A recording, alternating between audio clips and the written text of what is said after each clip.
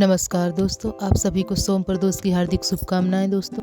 तो आज हम सुनाने जा रहे हैं सोम प्रदोष व्रत की कथा। तो आइए सुनते हैं। व्रती प्रातःकाल नित्य क्रिया से निवृत्त होकर आचमन प्राणायाम करे तथा सूर्य को अर्घ्य दे तथा यह संकल्प करे कि आज से मैं अपने मनोवांछित फल की प्राप्ति के लिए सोम प्रदोष को नियमित रूप से शंकर जी का पार्वती सहित पूजन करूंगी। संकल्प करने के बाद गणेश आदि देवताओं का पूजन करें, फिर शिव पार्वती का विधि विधान से पूजन करें तथा ओम उमा सहिताय शिवाय नमः इस मंत्र का 108 बार जाप करें। जप करने के बाद भगवान शंकर की स्तुति करें। इस व्रत को जो कोई भी करता है, भगवान शंकर की कृपा से उसके समस्त कार्य सिद्ध हो जाते हैं। रोगी रोग से दूर हो जाता है, निर्धन को धन मिलता है, विद्यार्थी को विद्या एवं संतान चाहने वालों को संतान का लाभ होता है। यदि कोई राजा इस व्रत को करता है तो उसके राज्य में प्रजा सभी प्रकार से सुखी रहती है तथा महामारी अकाल आदि का भय नहीं रहता।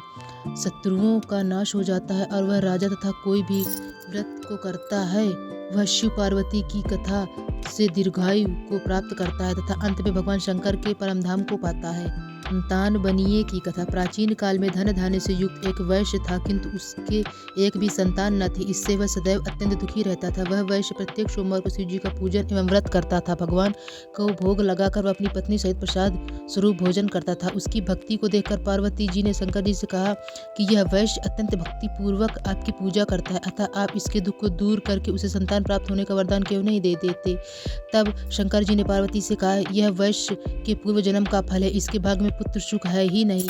मैं इसे पुत्र की प्राप्ति का वरदान तो दे रहा हूँ, किंतु वह 12 वर्ष तक ही जीवित रहेगा। कुछ समय बाद भगवान की कृपा से उस वैश्य को एक सुंदर पुत्र की प्राप्ति हुई। पुत्र का जन्म होने से वैश्य के घर आनंद मनाया गया, किंतु वैश्य की किसी प्रकार की चिंता दूर न हुई। उसको ज्ञात था कि उसके पुत्र की आयु केवल 12 वर्ष की है, किंतु फिर भी प्रसन्नता के साथ 11 वर्ष बीत गए। वैश्य की पत्नी ने अपने पति से कहा कि पुत्र विवाह के योग्य हो गया है, अतः आप उसका विवाह कहीं कर दें। वैश्य ने अपनी स्त्री से कहा कि अभी मैं पुत्र को विद्या पढ़ने के लिए काशी भेज रहा हूँ, अभी विवाह की क्या चिंता है। विद्या प्राप्त करके लौटने पर कुमार का विवाह करूंगा। इस प्रकार से अपनी पत्नी को समझा बुझाकर उसने पुत्र के मामा को बुलाकर विपुल धन दिया और कहा कि तुम अपने भांजों को विद्या अध्ययन के लिए काशी ले जाओ और रास्ते में यज्ञ आदि कराते हुए तथा ब्राह्मणों को भोजन व दक्षिणा इत्यादि देते हुए जाओ। लड़के के मामा ने अपने भांजे साथ विदा लेकर वैश्य के बताए हुए एक नियम के अनुसार यज्ञ आदि करते हुए उस नगर में पहुंचा। उसी दिन उस नगर के राजा की पुत्री का विवाह था। राजकुमारी बहुत ही स्वरूपवती एवं गुणवती थी, किंतु जिस बालक के साथ उसका विवाह हो रहा था वह काना था। वर का पिता इस कारण बहुत चिंतित था। वर के पिता ने जब सुवर्ण संपन्न और वैश्य पुत्र उसके मामा से कहा कि आप इस लड़के को कुछ समय के लिए मुझे दे दें तो मुझ पर बड़ी कृपा करेंगे। विवाह के बाद मैं इस राजकुमार को आपको सौंप दूंगा तथा पुरस्कार स्वरूप बहुत अधिक धन दूंगा। वर के पिता ने जब इस प्रकार कहा तो लड़के के मामा ने उसका कहना मान लिया और अपने भांजे को वर बनाकर मंडप में भेज दिया। राजकुमारी और वैश्य पुत्र का विवाह हो गया। सिंदूर दान के बाद जब वैश्य पुत्र लौटने लगा तो राजकुमारी की साड़ी में ही अपना संपूर्ण वृत्तांत लिख दिया कि तुम्हारा विवाह मेरे साथ संपन्न हुआ है और अब मैं विद्या प्राप्त करने के लिए काशी जा रहा हूँ। एक काना राजकुमार तुम्हें अपनी पत्नी बनाएगा और उसके साथ तुम्हें विदा होना पड़ेगा। यह लिखकर वैश्य पुत्र विद्या प्राप्त करने के लिए काशी चला गया। जब राजकुमारी की विदाई होने लगी तो उसने अपनी साड़ी पर लिखे हुए शब्दों को देखकर उसे पढ़ा और राजकुमार के साथ विदा होने से इनकार कर दिया। कहा, यह मेरा पति नहीं है, मैं इसके साथ नहीं जाऊंगी। मेरा पति वैश्य कुमार है जो विद्या प्राप्त करने के लिए काशी गया हुआ है। कन्या के माता पिता वर पक्ष की ओर से हुए छल को देखकर अत्यंत दुखी हुए और राजकुमारी को विदा नहीं किया। उधर वैश्य कुमार काशी पहुंचकर विद्या अध्ययन करने लगा तथा उसके मामा ने यज्ञ करना शुरू कर दिया। जिस दिन 12 वर्ष पूरे हुए, लड़के ने कहा कि आज कुछ शारीरिक कष्ट है, अतः अब मैं आराम करूंगा। ऐसा कहकर लड़का अपने बिस्तर पर लेट गया और मर गया। थोड़ी देर बाद जब मामा ने आकर देखा तो भांजों को मरा हुआ पाया, जिससे वह बहुत दुखित हुआ, किंतु यज्ञ के भंग हो जाने के डर से चुपचाप बना रहा है।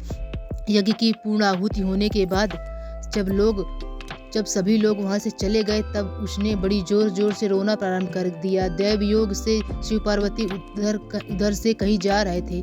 पार्वती जी ने शिव जी से कहा, कोई ऐसा कर रहा है, वहाँ चलकर देखना चाहिए। पार्वती जी के कहने पर शंकर जी वहाँ पर गए जहाँ वैश्य रो रहा था और बालक मरा पड़ा था। पार्वती जी ने कहा, यह तो वही बालक है जो आपके व्रत के प्रभाव से उत्पन्न हुआ था। इसे आपने जीवन दान दे ताकि इसके परिवार वालों का दुख दूर हो जाए और सुख की प्राप्ति हो। शिव जी ने कहा, इस बालक की आयु पूर्ण हो चुकी है, किंतु आपके कहने से मैं इसे जीवित एवं दीर्घायु किए देता हूँ। ऐसा कहकर उन्होंने उस मृत बालक को जीवन दान दिया तथा स्वयं अपने लोक को चले गए। कुछ दिन बाद वह बालक समस्त विद्याओं को निपुण हो गया और अपने मामा के सहित अपने नगर को चल दिया। मार्ग में उसी नगर में फिर रुका जहाँ पर उसका विवाह हुआ था। वहाँ पर उसने यज्ञ किया तथा ब्राह्मणों को भोजन कराकर दक्षिणा दी। राजा को यह समाचार मिलने में देर न लगी कि काशी से विद्या प्राप्त कर एक वैश्य पुत्र लौटा है और वह यज्ञ आदि कर रहा है। यह सुनकर राजा स्वयं वहीं पर गया और अपने दामाद को देखकर बहुत प्रसन्न हुआ और उसको अपने घर ले आया तथा कुछ समय बाद उससे अपनी पुत्री सहित विदा कर दिया। वैश्य कुमार अपने मामा व पत्नी के साथ अपने नगर गया और अपने माता पिता के साथ सुखपूर्वक रहने लगा। उसके माता पिता ने भी नियम पूर्वक सोम प्रदोष का व्रत करके अपने अल्पायु पुत्र को दीर्घायु बना लिया। जो कोई सोम प्रदोष व्रत करता है या पवित्र कथा को सुनता है, उसके समस्त पाप कष्ट दूर हो जाते हैं तथा संपूर्ण मनोकामनाएं पूर्ण हो जाती है। श्री शिवाय नमस्तुभ्यम दोस्तों।